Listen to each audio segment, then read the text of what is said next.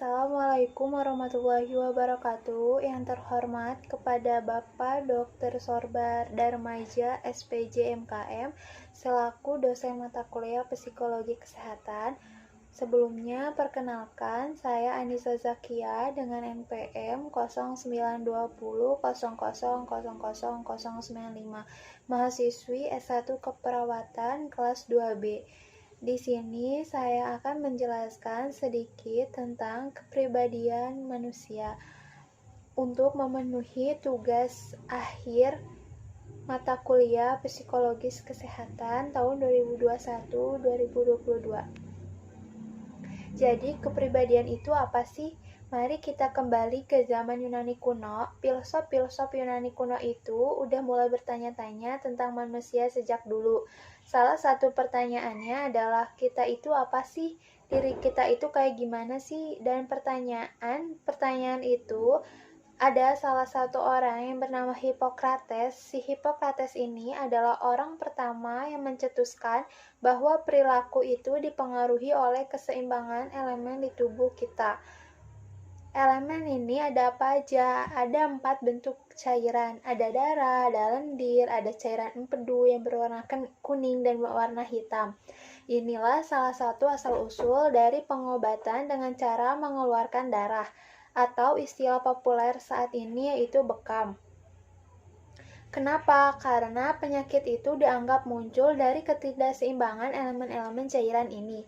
Nah, teori tentang cairan ini akhirnya berkembang menjadi aspek kepribadian yang disebut sebagai temperamen. Ada sanguinis, yang outgoing gitu ya, melankolis, yang serius, koleris, yang goal oriented, sama phlegmatis, yang tenang. Masing-masing temperamen ini mewakili 4 cairan-cairan tadi. Nah, dulu karena teori yang ada di zaman Yunani inilah yang disebut kepribadian, yaitu bagaimana temperamen orang, apakah sanguinis, melankolis, dan lain sebagainya. Itu ratusan tahun lalu. Kalau sekarang gimana? Kepribadian itu apa kalau sekarang? Ilmuwan itu mendefinisikan kepribadian sebagai pola pikir, perilaku, dan emosi yang membedakan satu individu dengan yang lainnya. Jadi, ini yang membuat individu menjadi unique personality dan kepribadian.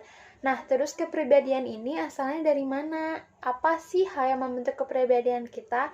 Kalau dulu berdasarkan teori Hippocrates, kepribadian itu dianggap muncul karena kombinasi dari cairan tubuh kita sendiri.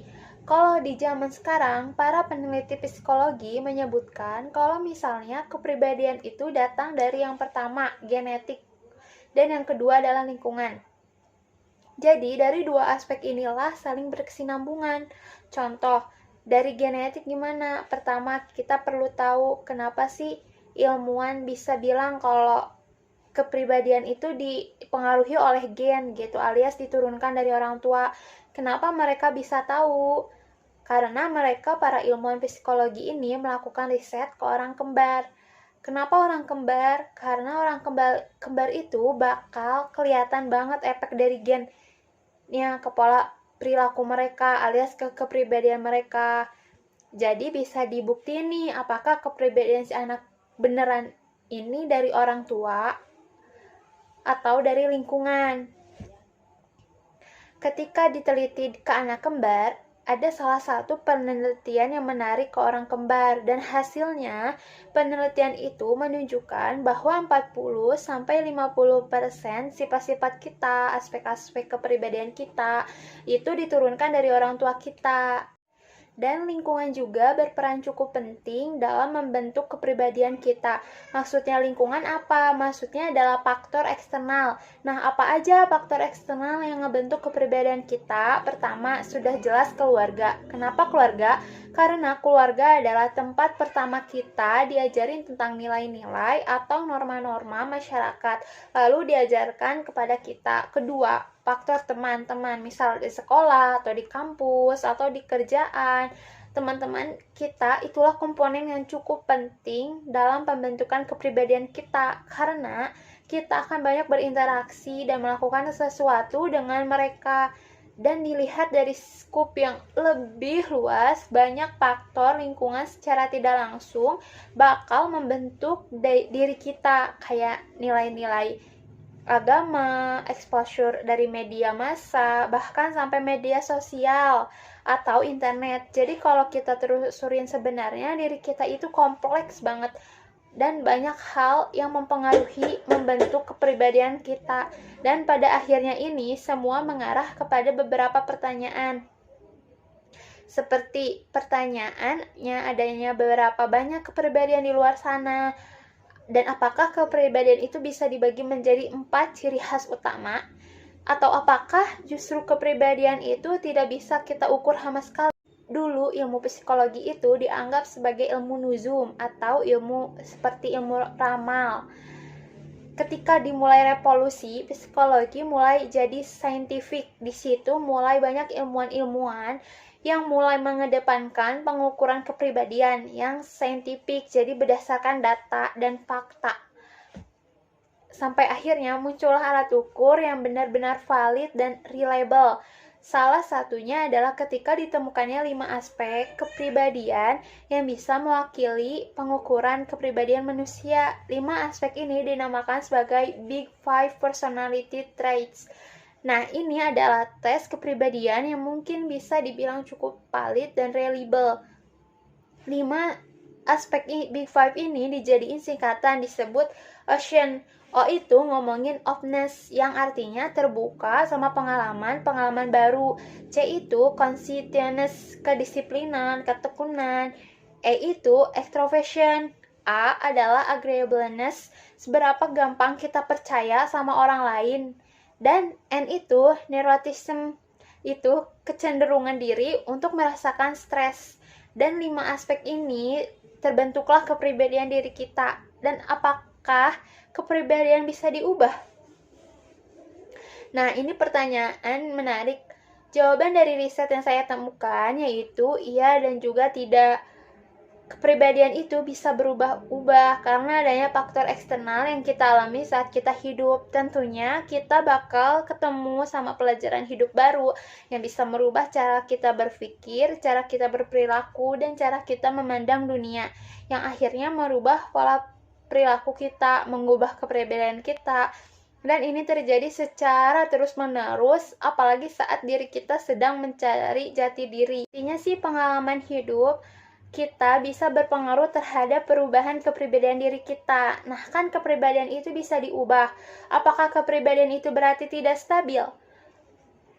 Bisa jadi dan bisa tidak. Balik lagi ke definisi personality atau kepribadian. Di definisi kan tadi sebagai sebuah pola. Nah, kalau polanya berubah-ubah, terus mungkin bukan jadi pola namanya.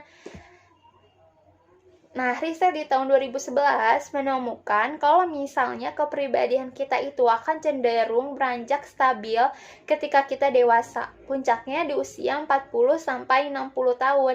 Tapi di usia 60 tahun, setelahnya stabilitas menurun lagi. Kenapa? Alasannya karena umur 40 tahun itu diri kita tidak lagi melewati banyak hal-hal baru. Makanya semua yang kita alami di usia itu nanti cenderung lebih stabil dibandingkan ketika kita remaja. Tapi setelah usia 60 tahun mulai tidak stabil lagi. Kenapa? Ya karena mungkin diri kita pensiun dan itu pastinya bakal merubah kita. Nah, kesimpulan dari yang sudah saya jelaskan tadi, karena kepribadian kita masih bisa berubah, pada akhirnya kita bisa menggali terus kepribadian diri kita.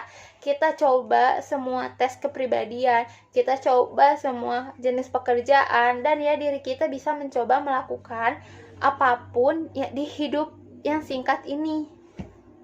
Jadi, diri kita bisa mengeksplor sebanyak-banyaknya possibility yang ada. Makanya kalau ada satu hal yang bisa kita ambil, hal itu adalah kita bisa eksplor terus diri kita, kenali diri kita. Ya kenapa? Karena kepribadian kan berubah-ubah. Jadi diri kita selalu bisa mengeksplor sisi baru dari diri kita selama kita terus mencoba. Jadi, cobalah semua sesuatu karena kepribadian kita ini pasti selalu akan berubah-ubah seiring dengan faktor eksternal yang datang ke diri kita nantinya. Ingat bahwa kita punya potensi yang bisa kita maksimalkan kalau kita berubah. Ingat aja, bukti-bukti penelitian ini menunjukkan bahwa personality diri kita, sifat kita, kepribadian kita itu bisa berubah. So, diri kita bisa berubah menjadi lebih baik. Intinya itu, terus ekspor diri kita karena cuma diri sendiri yang bisa mengontrol diri kita mau pergi. Seperti kata Bapak Jack Ma, jika Anda ingin hidup Anda berubah, maka ubahlah kebiasaan Anda. Sekian, terima kasih. Mohon maaf bila banyak kekurangannya. Wabillahi taufiq wal hidayah. Wassalamualaikum warahmatullahi wabarakatuh.